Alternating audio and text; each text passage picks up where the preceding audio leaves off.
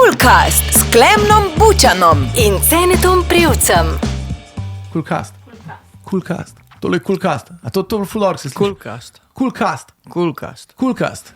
Na Radio Express, na našem YouTubeu, na našem Facebooku, danes z nami Cene Prevc. Cene ali cene? Kako imaš rajš? To niti nima moje izbire. Tako kot sem začel v štartu naglasovati, tako kot sem bil krščen, to je cene. Cene si bil krščen. Tako je. Okay. In to mora pol štimati. Mora štimati. Najbolj sem zasmejal že na osnovni šoli za slovenščino. Imela nas je celo slavistka, ena, ki je slovinistka, se zdaj reče praviloma, ki je celo profesor, se pravi uči tudi na višjih ravnah, tudi na fakultetah, in da mi gre slovinistka razlagati, da ni važno, kako naglasi, a ravno pri imenih je tudi naglas pomemben in vse. Še eden naših najboljših komentatorjev, vem, da je šel Kitajce napovedovati, njegova prva naloga je bila, da se je usedel dol z njihovo prevajalko, da je od vsega vedel točno, kako se njegov ime izgovori.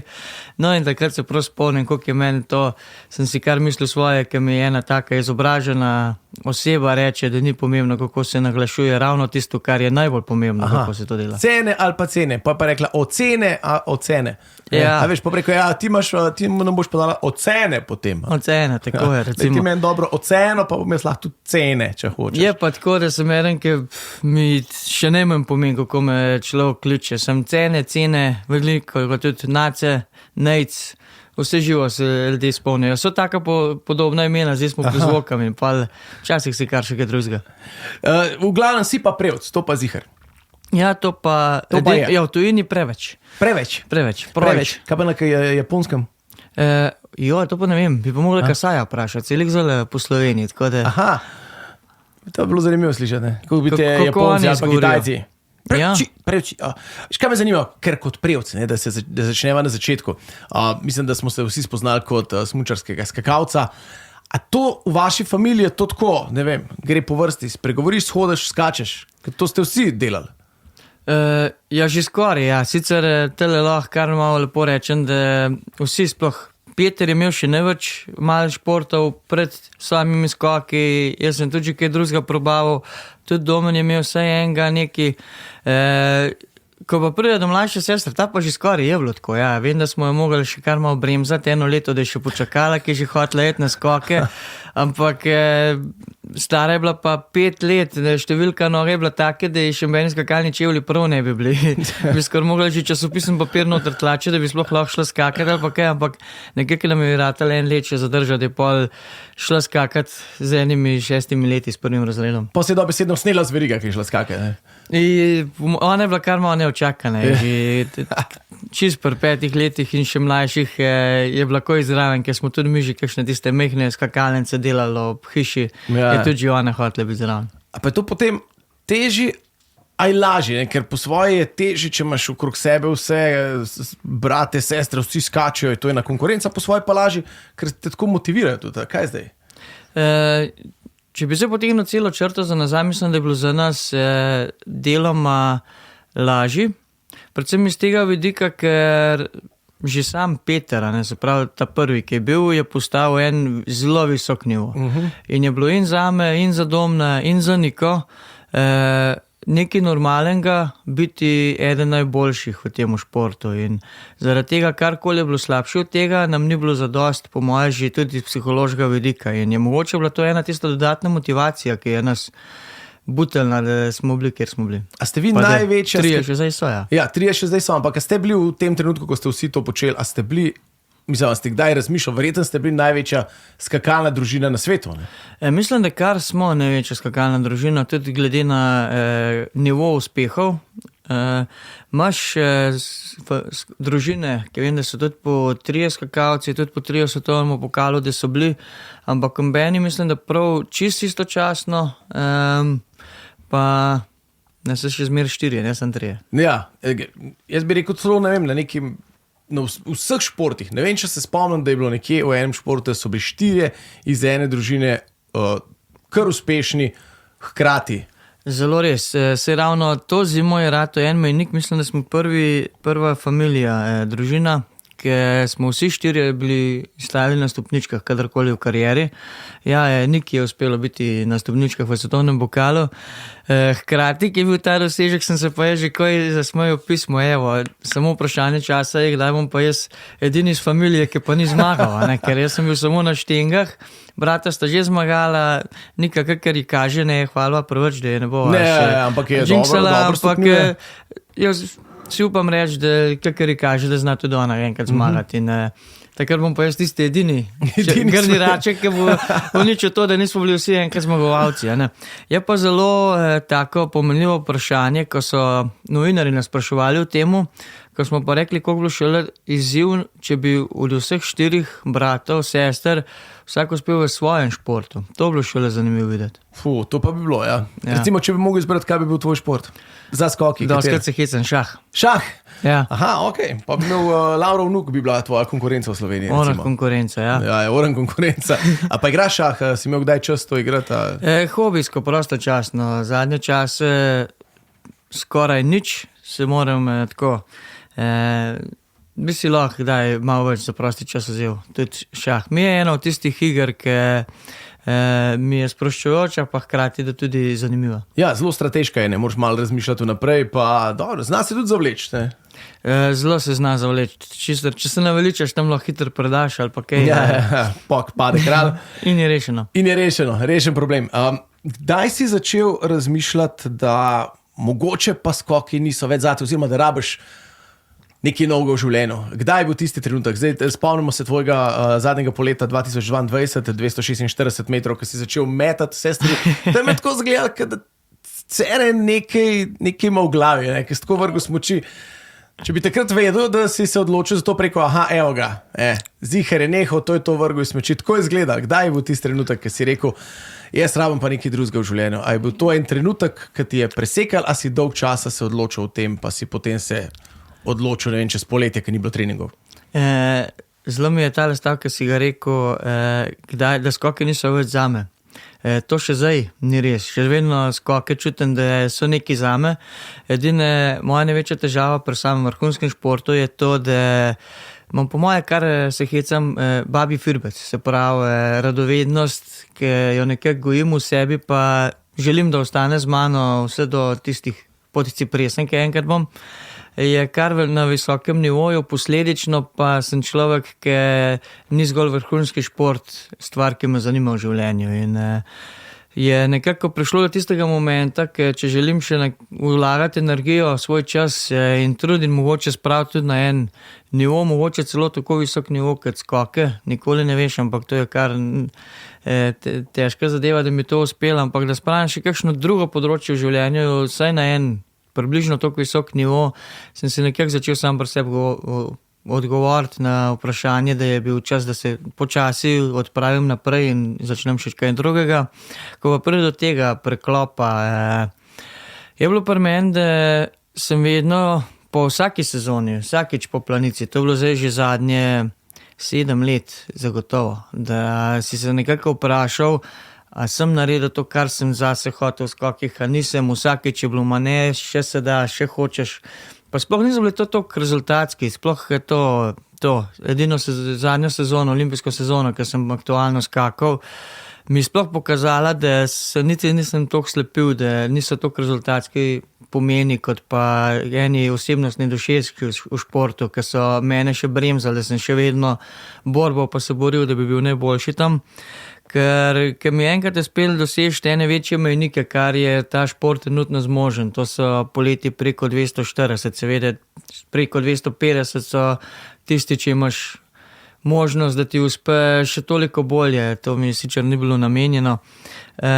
Ampak takrat so zaenkrat se začele tiste notranje kljukce, ko jaz čem v skokih dosež, so se nekako začele zapolnjevati. In je bilo res, da takrat že eno leto prej sem zdaj uradno zaključil, ravno takrat, ko sem dile metal od sebe pa vse, ravno takrat spomlad, se pravi tiste tedne po tej planici, po Sanski planici zame lahko rečem, sem nekako takrat, ko bi že mogel začeti jeti na treninge, mene na vse druge konce začelo vleči. In nekako smo takrat dali sami pri sebi, meni čas za razmislek, namerno pa smo na zvezi vse pustili še nekako tako, kot je, zaradi tega, ker skočiti iz vrhunskega športa v druge vode je kar velika prelomnica v življenju in nismo hoteli, da bi to se kar bila zdaj ena muha enoletnica. Smo raje dali meni čas za razmislek malo dalj časa, da takrat, ko se to odloči, da to res je. Je pa res, tisto, ko sem dile metal, pa čelado metal, to z opremo, ki bi bil 100%, da jo bom še uporabljal naprej, po moje ne bi delal, ker če ne drugače do mladih, če želim sploh jim pustiti ta en odnos do opreme, lahko si še toliko jezen, čelada si ne zasluži, da jo tlamičeš. Tako je, ja, čelada je pomembna stvar. Zdaj, rekel si veliko stvari, zdaj z disciplino, ki jo ima vrhunski športnik in ti si dokazal, da vrhunski športnik si, imaš disciplino, imaš odločnost, nekako to je en dober štart za karkoli začeti v življenju. Čeprav ti si začel zdaj več stvari, ne? Zdaj, recimo že sam to, kar jaz vem, jaz ne vem, kaj ti še skrivaš, ampak recimo že, če samo tako gledamo zdaj, to, te spremljam, vem, imaš svoje vino, imaš svoj lokal, ki ga vodiš zdaj v Škofji Loki, Homan, se reče. Tako je, Homanu, to je Homanu, legendaren lokal. Ja, dobro, da sprašujem, če ne sem nikoli ne bi za tole zmenila. Ja, se ne bi zmenila, ne sem mogel prijeti prav na sladoled, pa na kavo, da sem se usedel, pa da si prišel ven, da sva se usedla dol. Torej, Homan, svoje vino, probo si tudi kot stand-up komik, tudi tle sva nastopala skupaj. Ne? Zdaj si pa povedal nekaj, kar večina folka sploh ne ve. Ja, ampak imel si 2 nastopa. Enga si imel, se pravi, taj bil edini nastop. Tako je. Eden in edini. Čeprav material si imel fajn, jaz ne vem, zakaj to zdaj kar stran vrgum. Jaz mislim, da bi še bilo to slišal. Stoji, tako kot marsikaj zaenkrat stoji. Ja, zdaj smo naštela kot 3 stvari so naštela. Jaz mislim, da je zdaj še 2-krat toliko pri tebi. Ena prvotna, ki je zdaj spet šla na kraj, je spet to, kar sam sebi, sem že jezen, ker stalno sam ponavljam, naredim pa nič šola. Nekako sem človek, ki ima odprti 2 izobraževalni smeri. Sem toliko sam pri sebi razdelil, da ne bom miren, če nam to enkrat dokončal, tako da je pri meni zgolj vprašanje, kdaj. Ni vprašanje, a bom ali ne, ampak samo vprašanje, kdaj. Je pa ravno zdaj ta poslovnost, v katero sem se vrgel, se pravi vodenje lokala. Homanova hiša, pravzaprav gre za kavarno slaščičarno Homan. Se pravi, pri nam, kar dajemo glavni poudarek, je, da prijaš na kavico, kakšno drugo pijačo zraven, pa predvsem smo znani po odličnemu sladoledu, kamor hodijo. Dober je, res je dober domačnik. Ja, trenutno nas zin sladoledom in ostale slaščice, ki so potem v ponudbi zalaga lokalni slaščičar, slaščičarstvo Mesec. On je pravzaprav pred nami že dolgo nazaj imel pravzaprav Homana, takrat, on je tisti, ki je tudi sam sladoled izdeloval v Homanu, potem je pa vse skupaj prestavil nekaj, da ima zdaj prav svojo proizvodnjo, ampak njegov sladoled je tukaj praktično ustal, še vedno ga jemljemo od njega in tako vem, da se zdaj v krajši prihodnosti bo tudi ostalo. Super, se pravi, to je recimo šola, Homan. Je tako, da trenutno je nažalost zgolj Homan, ker ena taka zadeva, kot je lokal, ti vzame 25 ur v dnevu in sem kar malo jezen na se, da trenutno šola je spet nekaj tisto potisnjeno v nedoločeno prihodnost. Isto pride do tega, kot si prej omenil, stand-up komičarstva. Izdelali smo en krsten izdelek, ravno tiste 10-20 minut materijala, je bil kar pozitivno sprejet, sploh za tisti lokalni okoliš, kodra smo ga delali. Tele moram reči, da je mi zelo pomagal tvoj soimenjak, študioz, matematičar. A se zdaj zamešal? Ne, ni soimenjak, Uroš Kuzman, mislim, ne? Ja. Uroš Kuzman ti je pomagal. Ja, nisem v njak, sem zakaj mojo dajem v isti fah noter. Ja, ne vem, mogoče počnejo iste stvari že dolgo. Ne, a veš, da isto mi zvenita priimka, po mojem je to... Kuzman Bučan. Ja. Kuzman Bučan. Ne, zakaj pa stalno mešam tole dvoje, joj. V matematiki nimam več skupanga z njim. Sem veš čist na drugem planetu, ampak ja, ker dejansko je... Dobro je bilo, dobre fore so bile. Ja, ampak to je bilo tako, jaz sem se matrosti smo materiala in kakšne 2 dni, da sem naspisal vsaj recimo polovico, se z njemu usedava na enem urnem sestanku mi on stresu ven, idej pa neki, tako da tele so velike zasluge za vse skupaj njegove, zaradi tega tukaj tudi na glas omenjam. In to je tudi spet nekaj, kar je potisnilo v eno nedoločeno prihodnost, ampak mogoče se da še preskusimo v temu, ker mi je nekaj zanimivega v življenju. Ko prijo do samega vinarstva, tele moram zelo popraviti, je bolj, da s kletjo Metlika sodelujem v smislu, da smo izdelali en izdelek, dali se narediti posebno polnitev modre frankinje, poimenovali smo jo izbrane trte, ker dobesedno na koncu smo fizično izbrali trte, iz katerih pol se pobere grozdje za to mojo buteljko, ki je zdaj poimenovana prav modra frankinja iz izbranih trt Ceneta Prevca. Gre za bolj kvaliteten izbor samih grozdov, posledično dobesedno kot neke vrste selekcija same modre frankinje, bolj kvalitetno vino. Ko pa pride do same predelave in zorenja vina, to pa še vedno prepustimo enologu, ker čem, da je vino dobro. Nisem strokovnjak v temu še trenutno, pa verjetno si nikoli ne bom vzel toliko časa, da bi bil prav mojster predelave vina. Gremo se pa, moram reči, da sploh zdaj, ko potegnemo malo črto za nazaj, ko pogledamo, nam je v prvi štart nam je zelo lepo uspel in imamo plan, da samo gradimo še naprej. Drugač, glede na to, kako ti beseda teče, glede na to, da si rekel, da nisi še rekel zadnje besede v skokih, glede na to, da to res dobro poznaš, smo mogoče razmišljali kaj o TV komentiranju tega. Jaz mislim, da bi bil vrhunski sokomentator. Doktor Andrej Stare bi bil navdušen, da bi imel tebe zraven. Po moje bi bil to zanj res orgazem, ne? Bi bil nadsrečen. Si kdaj pomislil v to smer, ker mislim, za razliko od večine športnikov poveš več kot 3 stavke naenkrat? Včasih mi to celo rata.